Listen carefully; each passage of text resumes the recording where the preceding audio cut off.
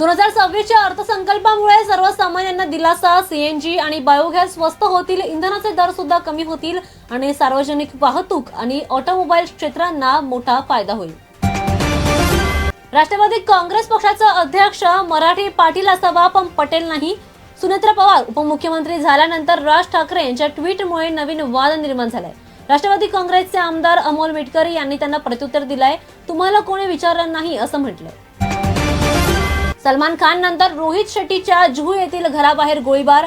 पोलिसांनी घटनास्थळी जाऊन चौकशी देखील सुरू केली आणि तपास देखील सुरू केला. स्थानिक प्रवाशांसाठी मोठी बातमी. प्लॅटफॉर्म रुंदीकरणासाठी सीएसएमटी स्थानकावर 85 दिवसांचा ब्लॉक घोषित करण्यात आलाय. प्लॅटफॉर्म 16 आणि 17 आता बंद असणार आहे. अनेक एक्सप्रेस गाड्या फक्त दादर पर्यंत धावतील. नवीन अर्थसंकल्पामुळे मद्यप्रेमींना मोठा धक्का बसलाय. दारू महाग झाली आहे. विक्रेत्यांवर 2% सपाट कर लागू करण्यात आलाय, ज्यामुळे व्यवसाय सुलभ होतील पण अर्थसंकल्पावर परिणाम होईल. उपमुख्यमंत्री एकनाथ शिंदे यांनी पुन्हा वनमंत्री गणेश नाईक यांना आवाहन दिलंय. नवी मुंबईत महापौर आणि उपमहापौर पदांसाठी शिंदे यांच्या पक्षात जोरदार स्पर्धा असेल. बीएमसी महापौर होण्याचा मार्ग मोकळा. भाजप आणि शिवसेना शिंदे गट सोमवारी युती नोंदवतील. आमच्या डोक्यावर मोठं दुःख असूनही आम्ही तुम्हाला शुभेच्छा कशा देऊ शकतो. रोहित पवार यांनी सुनेत्रा पवार यांच्या उपमुख्यमंत्री पदाबद्दल भावना व्यक्त केल्या. अर्थमंत्र्यांनी 2026च्या अर्थसंकल्पात एक मोठी घोषणा केली आहे. डायबिटीज आणि कर्करोगाची औषधं स्वस्त होतील आणि औषध क्षेत्रात 10,000 कोटी रुपयांची गुंतवणूक होईल. अर्थमंत्र्यांनी घोषणा केली आहे की देशात 3 नवीन एम्स मिळतील, ज्यामुळे आरोग्य सेवेला चालना मिळेल. मुंबईला लागून असलेल्या वसई येथील पाण्याच्या टाकीत मानवी कवटी आणि सांगाडा सापडलाय. पुनर्विकासाच्या कामादरम्यान टाकीत मानवी अवशेष सापडल्याने खळबळ उडाली आहे. माणिकपूर पोलिसांनी या प्रकरणाचा तपास आता सुरू केलाय. सुनेत्रा पवार यांना 25,000 कोटी रुपयांच्या एमएससीबी घोटाळ्यामध्ये आर्थिक गुन्हे शाखेने क्लीन चिट दिली होती, परंतु ईडी चौकशी आणि प्रलंबित न्यायालयीन खटला राजकीय वर्तुळात चर्चेचा विषय राहिलाय.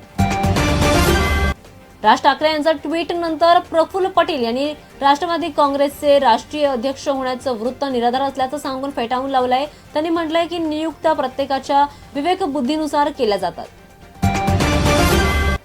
अर्थसंकल्पात 2026 मध्ये 7 नवीन हायस्पीड रेल्वे कॉरिडॉरची घोषणा करण्यात आली आहे. अहमदाबाद मुंबई मॉडेलवर विस्तार करण्यात आलाय. मुंबई ते पुणे मार्गाला प्राधान्य देण्यात आलंय. प्रवासाचा वेळ कमी करण्यात आलाय आणि वंदे भारत मार्गांना प्रोत्साहन देण्यात आलंय. संजय राऊत यांनी सुनेत्रा पवार यांना उपमुख्यमंत्री झाल्याबद्दल शुभेच्छा दिल्यात. मोदींच्या इच्छांवर टीका केली आहे. त्यांनी घराणेशाही आणि चिखलफेकीपासून मुक्त केलं असं म्हटलंय. नवीन अर्थसंकल्पानंतर शेअर बाजार कोसळलाय. सेन्सेक्स 2,300 टक्क्यांनी घसरलेला आहे. रविवार गुंतवणूकदारांसाठी आता काळा रविवार बनतोय. दाट धुकामुळे आणि प्रदूषणामुळे मुंबईत प्रचंड हाहाकार माजलाय. विक्रोळी ते चेंबूरसह अनेक भागांमध्ये एक्यूआय तीव्र झालाय. सिंधी सोसायटीमध्ये सुद्धा एक्यूआय 428 पेक्षा जास्त झालाय. बांधकामातील धूळ हे त्याचं मुख्य कारण असल्याचं समजलं जातंय.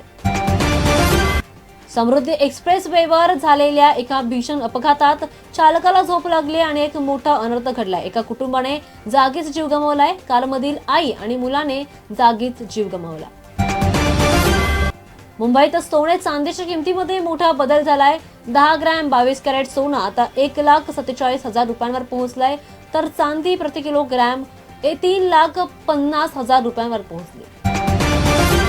अर्थसंकल्पात 2026 शिक्षण क्षेत्राला मोठी चालना देतोय. अर्थमंत्र्यांनी शाळा, उच्च शिक्षण आणि कौशल्य विकासाला चालना देण्यासाठी 1.39 लाख कोटींची तरतूद केली.